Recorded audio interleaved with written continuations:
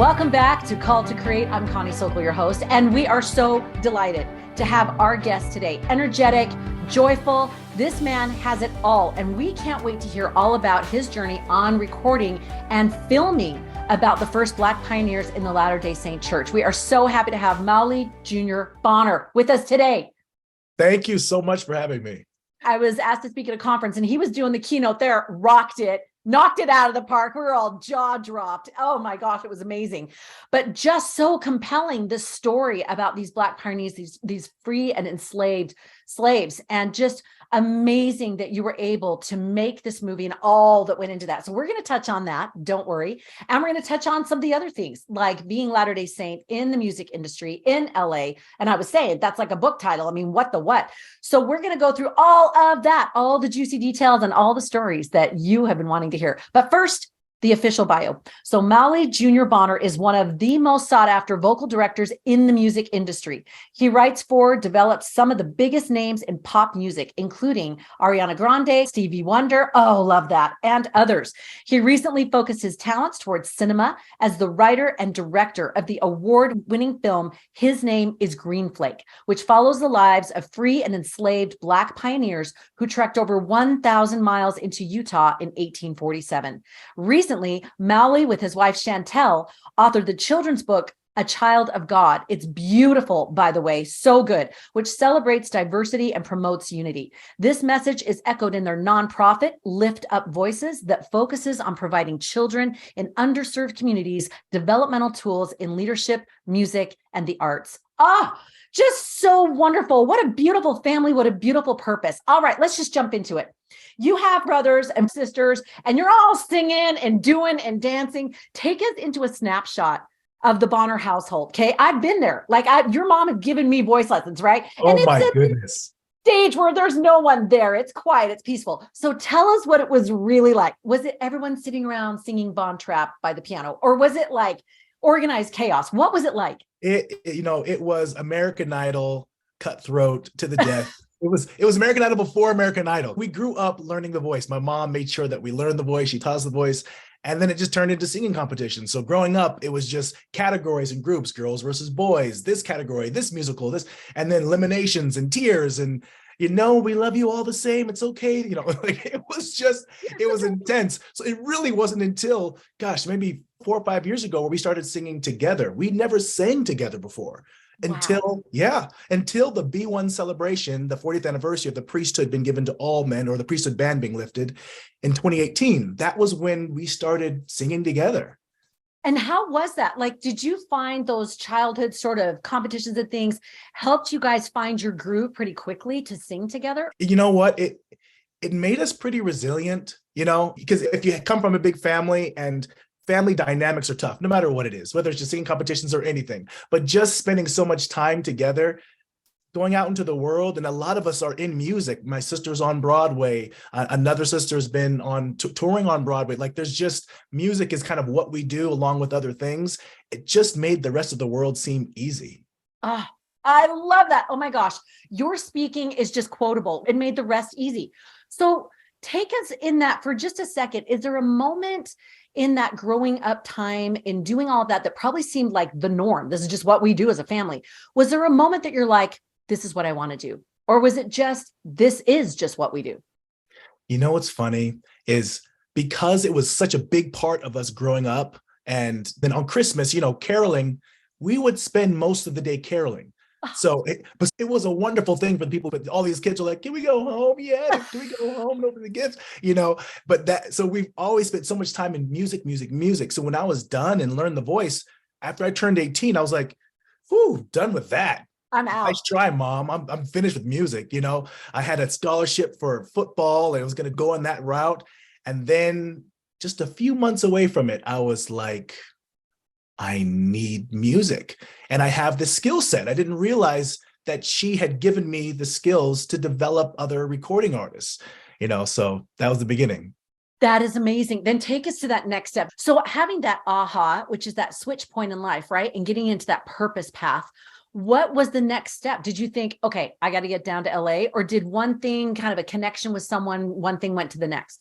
Okay, here's the reality.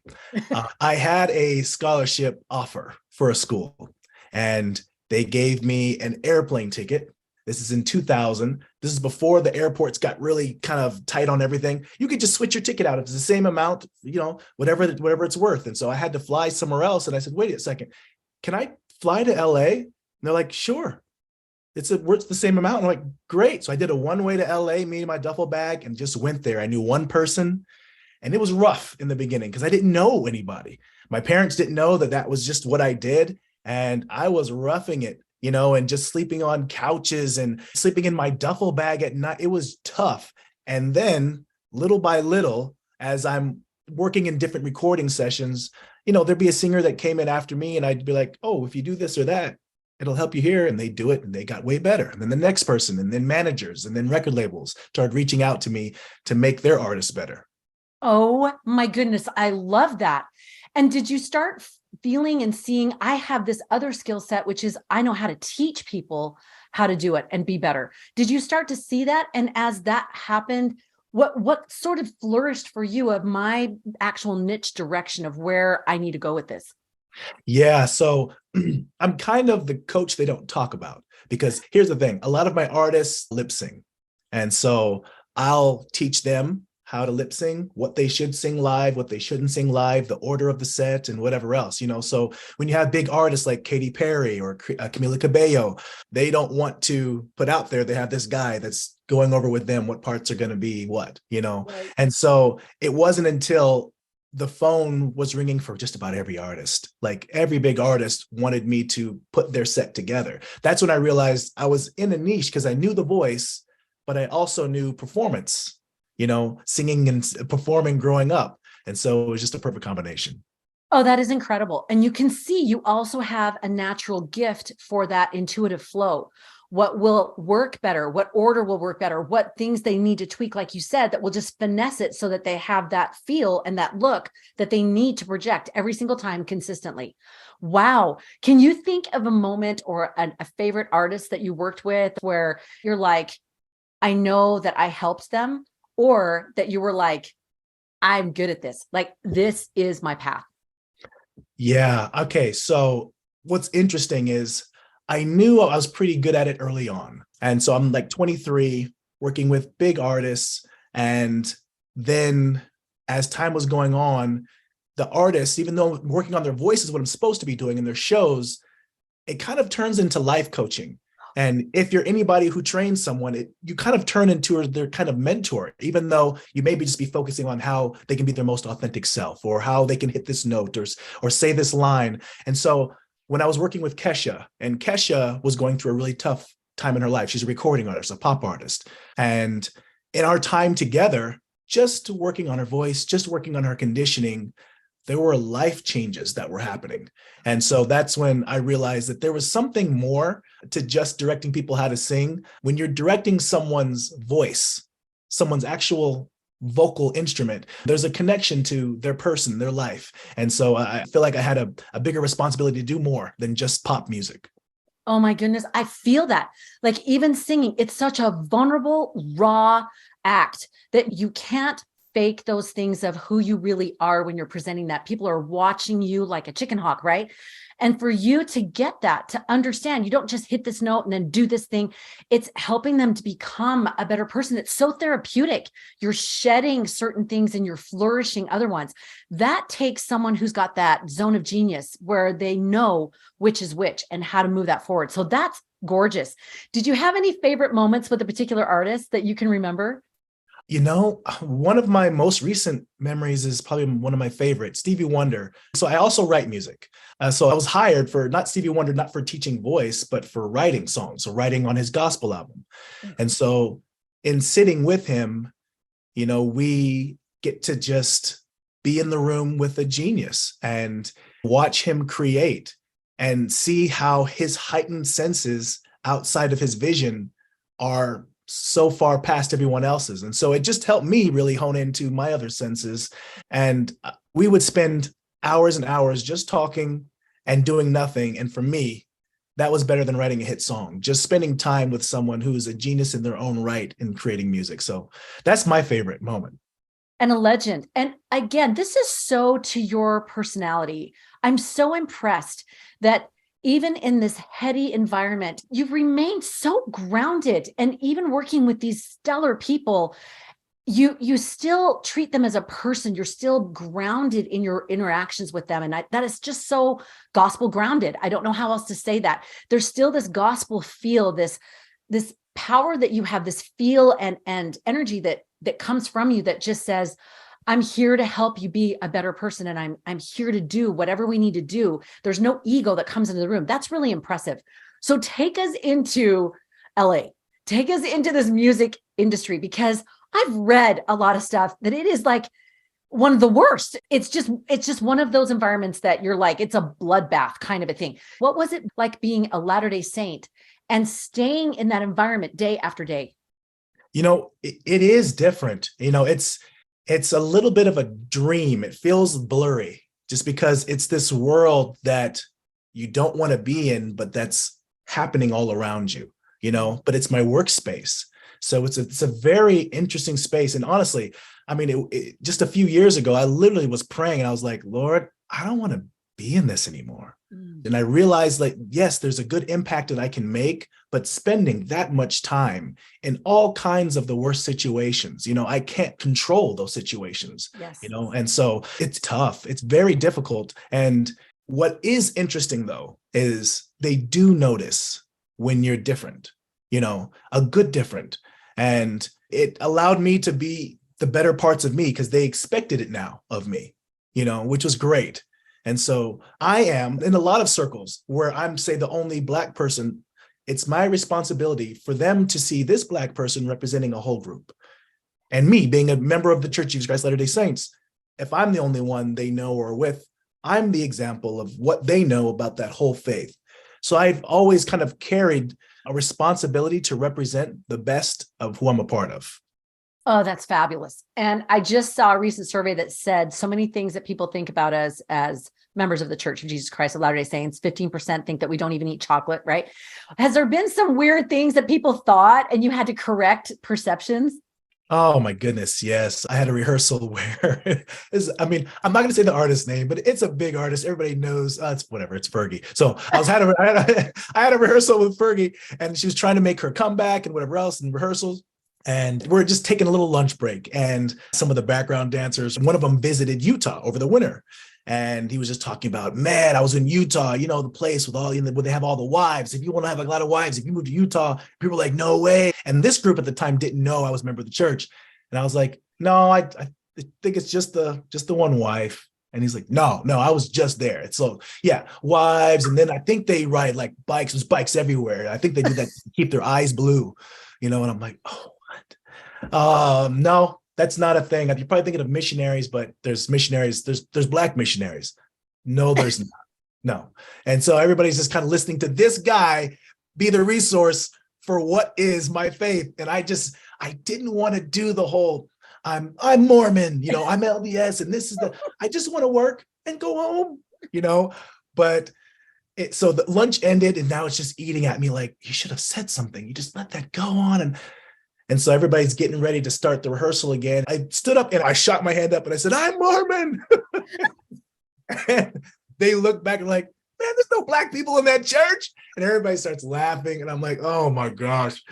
And so that is a moment that stands out to me. That is the epitome of the experience of being Black and in the church in LA. LA. Oh my gosh. That is hysterical. I love this.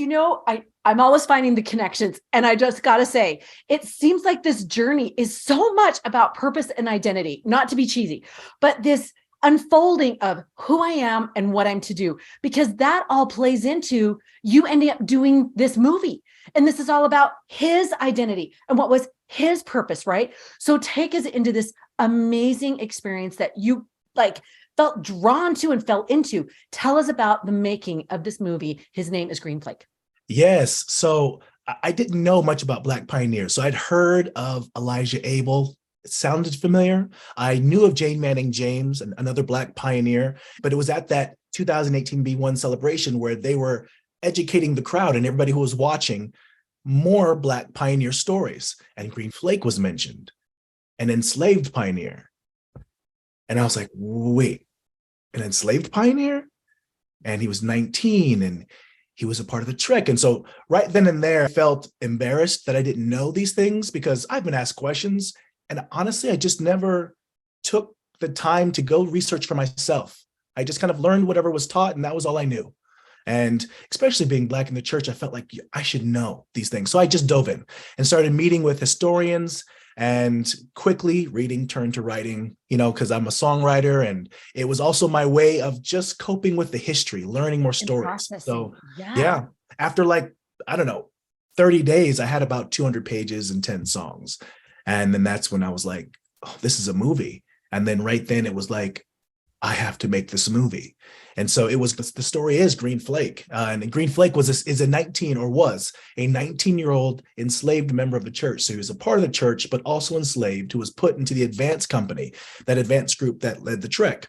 And at winter quarters, Brigham Young becomes ill. He sends people on that Vanguard company. And then now, 2 days before Brigham Young got into the valley, this advance team led by Orson Pratt, one of the 12 apostles, went through Immigration Canyon 2 days ahead on the 22nd of July, and Green Flake drove the first wagon. So now, when you think of the pioneer trek, the first wagon driven was this 19-year-old enslaved Black man. And most of us, unless you just take the time to research, don't know. No idea. So it's a great story. That is so profound. And can I just say, for people listening, it's such a hot button potentially, right? This whole topic. And my heart just hurts. I'm going to try not to get emotional because there's just so much behind all of that. Sorry. Mm-hmm. And I've seen and felt that even as we go back and find out women's stories, right? And different people that have, all their stories. And I loved when you were speaking, you said, we want all the stories because everybody needs to be seen. Everybody needs to be a part of that experience because they were. And I think you handled this so beautifully, so lovingly, so carefully. I just want you to know that is another skill set that you have because it is a tender topic. But this movie seems like a way to open that dialogue and to be able to understand some of the pieces that were going on. What has been the response to this movie? I appreciate you saying all of that. And because the response I was so nervous about, I didn't know how it was going to be received because there's the Black community, then there's the church community, then there's the world. And I put it to film festivals, LA Film Festival, Rome, Istanbul, London, and it won Best Film in every film festival. Every film festival that I got in, it won Best Film, beating out thousands of films. And I didn't understand that. I was like, wow, because my favorite films are period piece dramas about religion. And that's what this is. And I didn't know, I was hoping, but I didn't know if movies about our faith would be received outside of our faith, just like they're received when we learn about movies about the sensitive parts of the Holocaust or any parts of religion. And it was received so well. And then I started doing firesides, and those were incredible. And it was, of course, after the film, everyone's in tears and has questions. And it's an interesting kind of emotion because it's not shame. It's you connect with a human being. Like, even though none of us were enslaved, even though none of us had anything to do with it, we can still connect with that young man and others who were enslaved and who did go through a hard thing. And that's what we do as Christians. We go through the Bible and we learn and draw strength from these human beings that have nothing to do with our culture or even our race. Joseph of Egypt, I don't know anything about Egypt, but I connect with his story and draw strength from it in the same way I do other stories and apostles and just 100 years ago. And so that is no different with these Black pioneers. And I hope that message can resonate with people, that you don't have to look or sound like someone to draw strength and faith from them. And spot on. It's our stories. That's what connects us. Now, I want to springboard from that. You then, from that film, you mentioned that you wanted to go and kind of celebrate. I mean, I can't even believe LA Best Film. I mean, that's huge to go celebrate. You wanted to go take some pictures, buy monuments. And that's when you realized there are no monuments to these people. So tell us, what was it that you felt from there? Well, I was shocked. And then I was also a little disappointed because my disappointment was, I guess I'm not going to be rich because now the money's got to go to a monument. I just knew after one best film, I was like, oh my gosh, Lord, you didn't forget me. I literally thought, this is it. This is it. Lotto, here we go. But it was all about raising awareness and telling these stories and having representation of these Black pioneers, because we don't know about them because we don't hear about them. We don't see them, but when you go through Utah, or this is the Place Heritage Park, you see all these monuments and you're familiar with the stories. And without representation, how will we know? So I knew that everything had to go towards building representation of monuments, art that can go on Temple Square, and this is the Place Heritage Park. How that was going to happen, I had no idea, but I did know it needed to happen. And then you took those steps. And there were 3 specific instances that you shared that were so powerful. And I'm not sure how you feel about sharing that today, if you wanted to share one or how you want to share it. But I think sometimes, our audience listening, you can feel motivated to do something and feel like you need to, but it's that the Red Sea's in front of you, the Pharaoh's people and soldiers are coming behind you, right? You're like, I don't see a way through here. I don't see how this can actually happen. So can you share some of those mini miracles that you had even termed, it feels biblical. We have those moments where we go, oh, this really is important and he really does want this done. Yeah, I honestly, I didn't know how it was going to happen, but what I did say, even in interviews like these, when I would do interviews, I said, it's going to happen. I don't know how, but I know that it is going to happen. And it wasn't me just being positive. I was just saying what I believed to be true. And so I just knew I had to take one step in front of the other. And it kind of reminds me of that Indiana Jones movie. I don't know which one it is, but where he's about on that cliff and he throws the sand out there. Yes, that chasm. And he's like, there's no way across. Yep. Yes, that's exactly what it felt like. So every step, I didn't know what was going to be in front of me. And I did this screening at the church history department and it went great. And we talked about it and we cried and we talked and we counseled about what needs to be out there for people to get and where they can find it, things that are already out there. So all that was great. I leave that screening and then I see a couple walking and it was one of the apostles. And I was able to talk with one of the apostles, Elder Rasband, about the film and the monuments that need to happen in our spaces, where the pioneers are, where the rest of the pioneers are, where our people are, they need to be included. And he agreed, yes, absolutely. Well, send me a letter and we'll talk about it. And then I thought that was the end of it. A week later, I was back out in Salt Lake City again because I was doing a concert to raise awareness for the release of the film.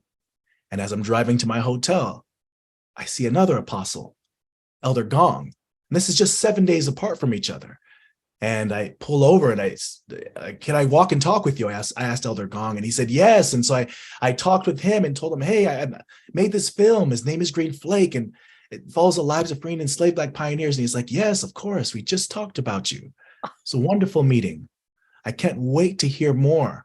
He said, the film's not coming out yet. It's the concert first, right? He's telling me the marketing plan. And I'm like, yes. And so I took a selfie with Elder Rasband and it was at 5:32. And I thought it was just, I don't know why I looked at the clock. I never even knew that there were timestamps on the phone, but they do it. And then Elder Gong, after we finished talking, I took a picture with him and it was 5:32 again. And I just thought that was ironic and maybe just a message to tell me that it was right. And so now 6 days later, it's Thursday and I had this feeling, the same feeling that I had when I felt I needed to make the movie, the same feeling I had when I knew it was about the monuments. I needed to go back to Salt Lake City because I have another meeting and I prayed about it. And the Lord confirmed to me that you have another meeting and I'm sending someone to you at 5:32. And this is not like my everyday life. This is not normal for me. So I don't want you to think that this is just my life. This was just unveiling itself. And I tried to negotiate with the Lord and say, well, maybe I can go another day and maybe not. And basically the negotiation was over and I had to be there. I got on the plane and I flew out there and I landed in Salt Lake City just a few minutes before 5:32. My Lyft just dropped me off and it's pouring rain and nobody's outside. And I'm looking around and nobody's there. I thought, I think the Lord just needed to know that I'll be here, that I'll do what he asks of me.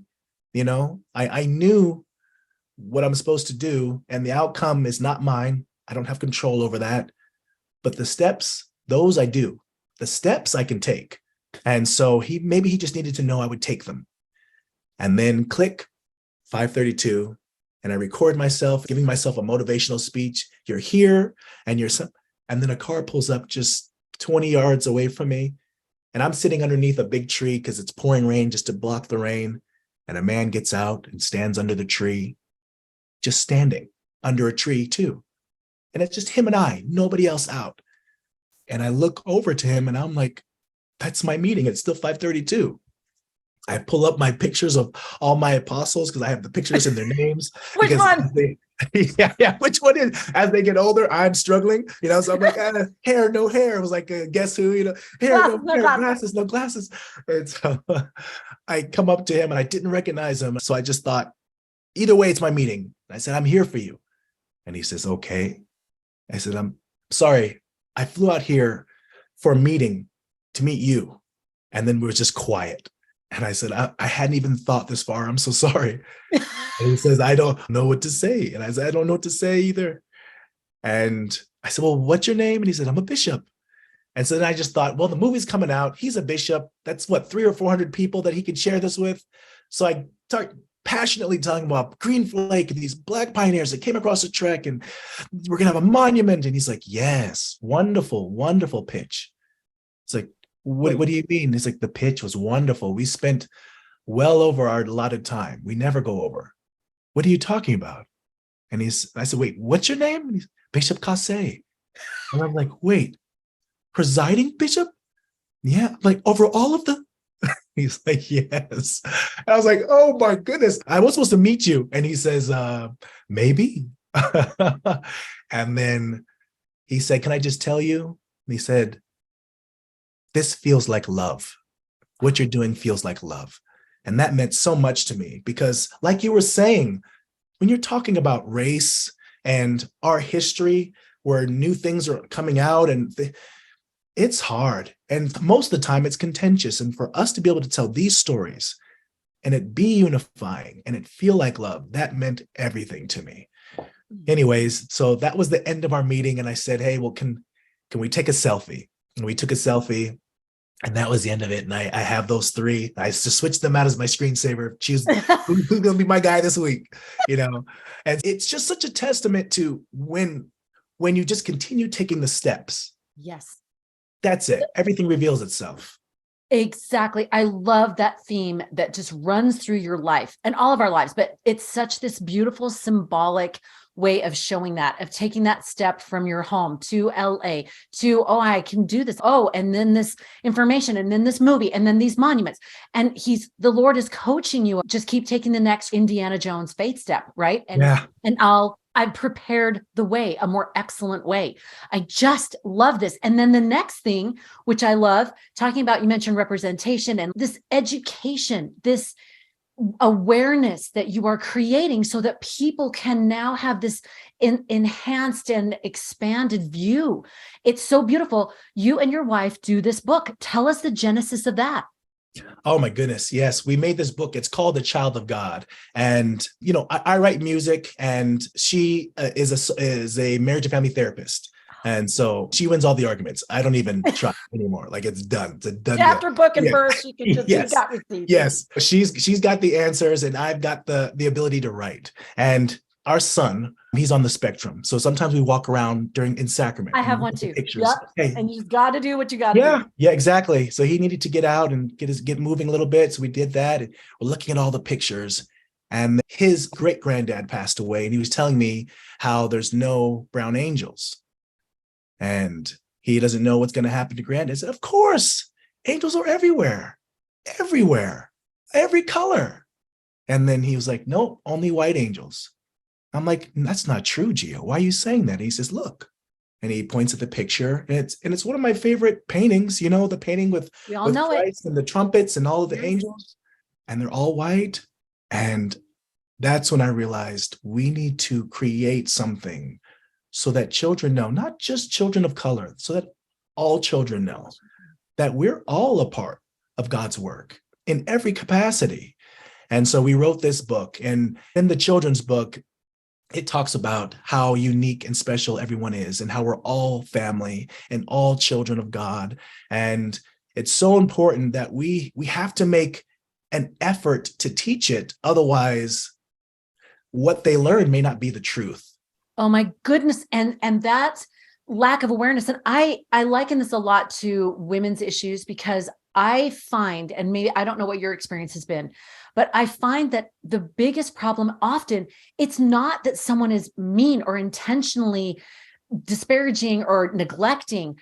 They just don't know. It's the way they've grown up. It's the way they've talked about things. They just don't know. When we talk to men about working with women and how to have good, conversations and in business settings or in religious settings and being able to listen to everybody's opinion and blah, blah, blah. So often they're just like, oh, I didn't know. I wasn't aware, or I didn't realize that I was negating that. I didn't understand that what I was saying was making it harder for someone to speak up. They just need to know this awareness, this education.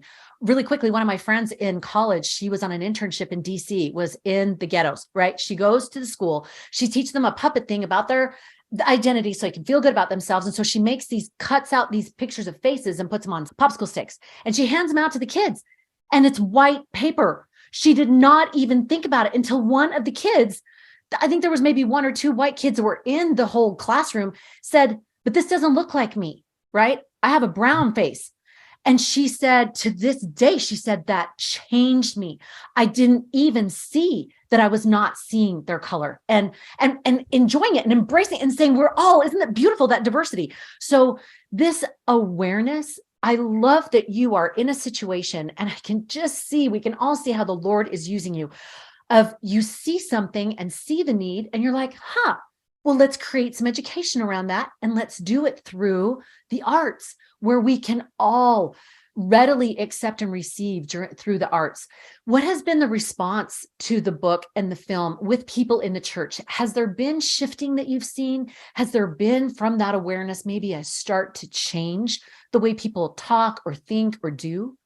Absolutely. I mean, it's like, it's the biggest change in the smallest way. It's just integrating other people from other cultures into the stories we tell, into our classes that we're teaching when we're talking about pioneers. Now you have a Black pioneer to pull from.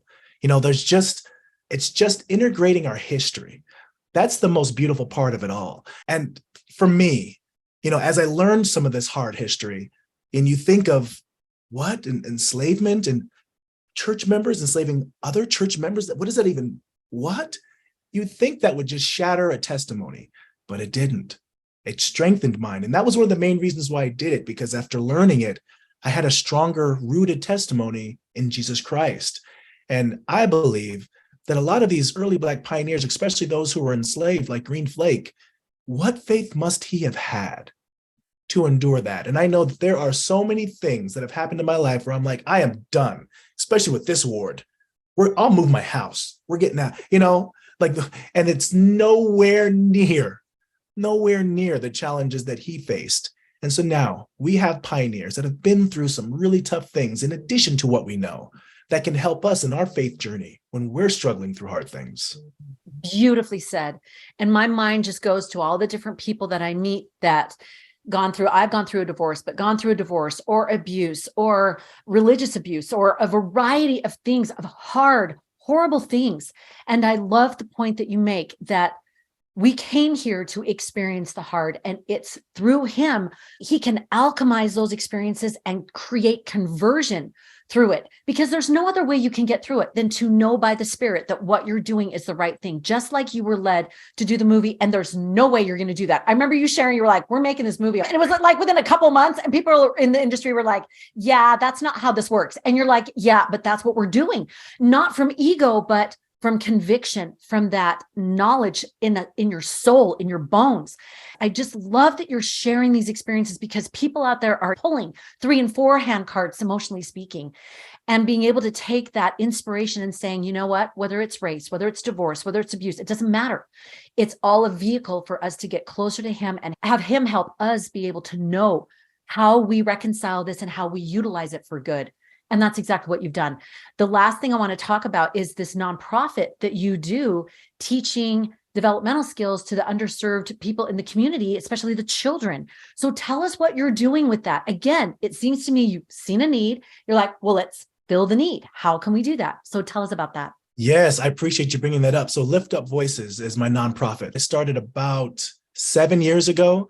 And, when I was working with my son, as I was realizing that he had some challenges, I found that music and the arts was something that he connected with in a big way. And he was able to excel in that specific space. And so I created this nonprofit to be able to help other children with special needs, but also in disadvantaged communities.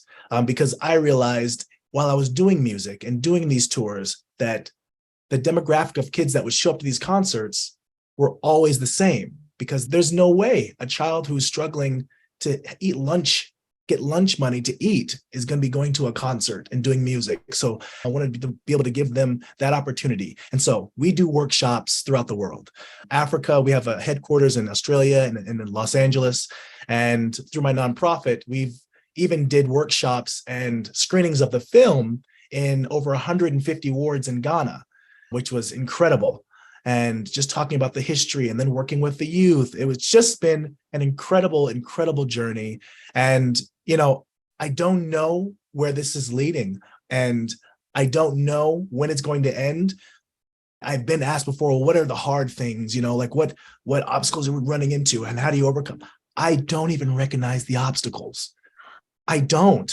And so if I stop and look at them, I can tell you all of these roadblocks, but it just directed my path. It just told me where I needed to go and turn and shift. And I'm just grateful for them. I'm grateful for them also. And I'm sorry if I'm getting long-winded here, but no. I'm also because when I look at people that have gone through some really hard things, because for me, I haven't, not compared to some. Some people have gone through some really tough times. And I look at them and I say, wow, the Lord must really trust them. And I say, Lord, you can trust me. I can carry some hard things too. And I just look at people who are going through whatever you are saying, whether it is divorce or abuse or any emotional trauma, anything, and realizing that the Lord's going to call on that person because he knows that they were able to endure it. Because if I'm thinking about a hard thing I have to do, I want the person that's been through something to lead the way, not someone who's never been through anything. Not to say those of us who maybe haven't had certain challenges, not to compare, but those who have, that is something very unique that the Lord has given. And they are a leader amongst leaders. And I'm just so grateful for their examples. That is so gorgeous. And I love that concept. I've heard that adage, everything we go through once is for ourselves, but then after that, it's for everyone else, right? And I see you being able to, because you aren't in the throes of such deep trauma, you're able to pull back kind of that cinematic lens and say, but I can highlight that story. I can share the learning of your story, and I can get that out there so many others can learn from your experience. Just yet another way for us to connect and feel that we understand one another through those experiences. Yeah. This has been absolutely gorgeous. I've laughed, I've cried. Like, seriously, this has been a phenomenal interview, and your authenticity and your Nephi-like devotion to doing what he's asked you to do is just beautiful. And it's so inspiring. And for those that are listening and they get down in the valleys of their creative journey, right? And you get to the, what am I doing? I'm going home and I'm getting a day job kind of a thing. But this is so inspiring to say, keep partnering with the Lord. Out of all the things that we've talked about today, is there one thing that you would like to share with aspiring artists, people who are going through their creative journey? Well, I don't know that anything's bigger than what you just said in just taking those steps. But I would say this, that you have to surround yourself with people that will do what they say they're going to do. And you have to lead in that. Do what you say you're going to do. Because when people believe that you're going to follow through with those commitments, they follow along. The people that I needed fell in place because they see me moving. So just continue to move forward, continue to take those steps, because there are going to be those hard times, guaranteed. You have to anchor back to that moment where you felt like, I need to do this. That's your anchor. And that's got to be what has to keep driving you forward. So I hope that if there are creatives out there that have these projects that they're questioning, that they get right back on that horse and continue moving forward. Love it. Get the download, show up, keep moving. Ah, gorgeous, gorgeous advice and life experiences today. Mauli, people are going to want to reach out, find how they can connect with you and watch that movie, all the things. Where's the best way for them to find you?